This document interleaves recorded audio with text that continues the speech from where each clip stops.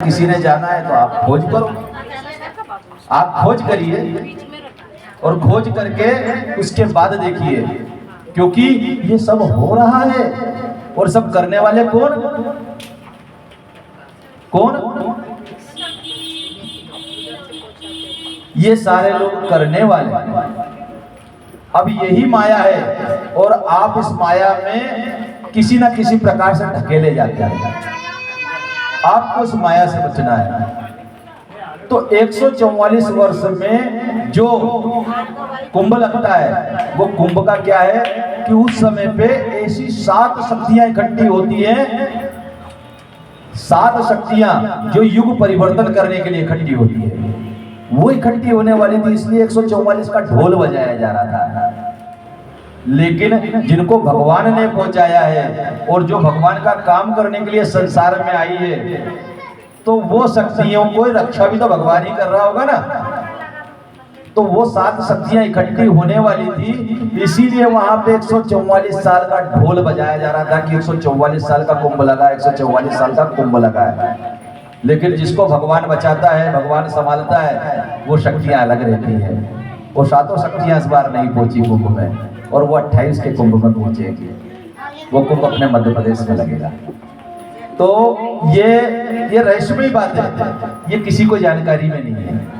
ये युग परिवर्तन का समय है। तो युग परिवर्तन के समय में आप बताओ कि कंस को युग परिवर्तन करना था और पहले बोल दिया। कई लोग पूछते हैं कि भैया जब ऐसी बात थी तो भगवान को आकाशवाणी करने की क्या जरूरत थी कंस के सामने की है कंस जिस बहन को तो इतने प्रेम से लेकर के जा रहा है, इसका 8वां लाल तेरा काल होगा, क्या जरूरत थी ऐसा बोलने की? मेरे से भी कुछ लोग पूछने लगते, बोले गुरुजी भगवान जी भी कैसे कैसे काम करते, जरा सा दिमाग नहीं लगाते। जब मालूम था कि भगवान पैदा होंगे, जन्म लेंगे, तो कंस को बताने की जरूरत क्या थी?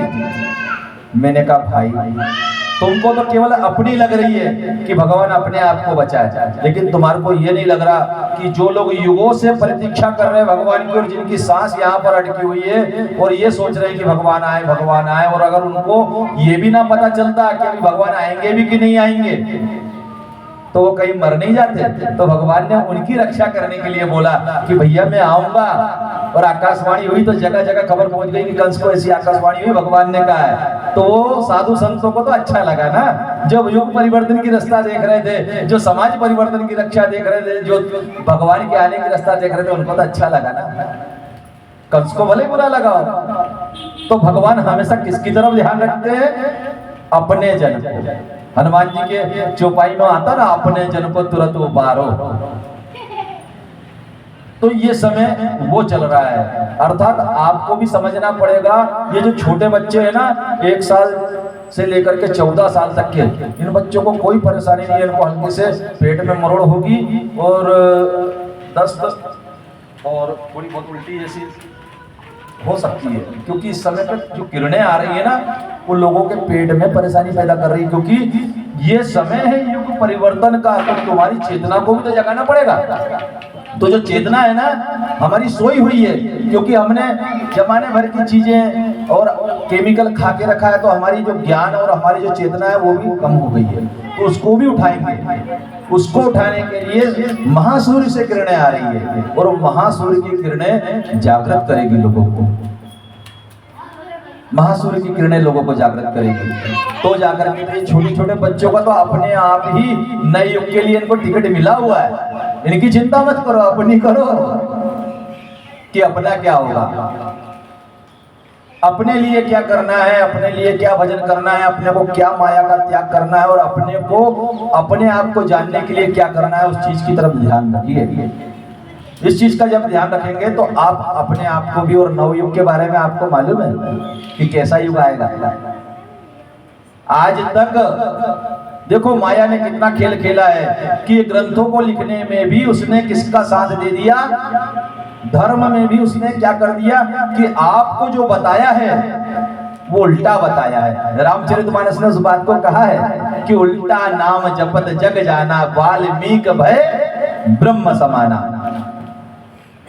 तो उल्टा कैसे बताया है? तो उल्टा ये बताया है कि हमारे 6 शत्रु हैं, काम, क्रोध, लोभ, मोह, मद, मत्सर, बताया ना। ग्रंथों ने ये बताया ना कि 6 शत्रु हैं। लेकिन एक बात बताइए कि इस संसार में अच्छी चीज भी है, बुरी चीज भी है। अब अच्छी चीज का आपको नाम ही नहीं बताया, बुरी चीज का नाम बता दी तो आप किसको पहचानते हो? बुरी चीज को ही पहचानते हो ना। तो आपको जब काम क्रोध लोभ मोह मत्सर बताया तो आप किसको पहचानने लगे? काम क्रोध लोभ मोह मद मत्सर को। और कहीं ना कहीं ये आपके दिमाग में चलेगा, दिमाग से मन में चलेगा। जो बताया जाता है वही हमारे समझ में आता है। हमारे ग्रंथों में नरकों का वर्णन है ना? लेकिन कभी सतयुग का वर्णन सुना आपने ग्रंथ में? आप कथा सुनती है मैया, हाँ जी कि ना जी? मेरे को लगता है गर्मी के प्रकोप में माता हम सब है ना, आवाज नहीं निकल रही पंडित जी, आवाज नहीं निकल रही। अब एक बात बताइए कि आपने ग्रंथों में नरकों का वर्णन सुना है ना? कि ऐसा नरक होता है, ये पाप करने पे ये नरक होता है, वो पाप करने पे वो नरक होता है। लेकिन कभी सतयुग का वर्णन सुना कि सतयुग कैसा होता है? नहीं सुना ना। कभी आपने धर्मयुग का वर्णन सुना है? नहीं सुना। लेकिन आपको जो बताया गया वो क्या बताया गया, किस तरफ दृष्टि डाली गई? आपकी आंखें बंद हैं और मैंने अगर मान लो इस तरफ बहुत सारा मांस मदिरा रखा हुआ, उसकी तरफ आपकी आंखें कर दी तो आपको क्या दिख रहा है? और एक तरफ भगवान की मूर्ति है, उस तरफ मैंने आपकी आंखें कर दी तो क्या दिख रहा है? भगवान दिख रहे हैं ना। तो आपको ये बात को ध्यान रखना पड़ेगा कि आपके ग्रंथों में भी कैसी मिलावट हुई है। आपको उस तरफ दिखाया गया जिस तरफ आपको ले जाना था। आपको जिस तरफ ले जाना रहता है उस तरफ दिखाया जाता है। आपको बोला जाता है कि समाज का आईना है सिनेमा, बोला जाता है ना।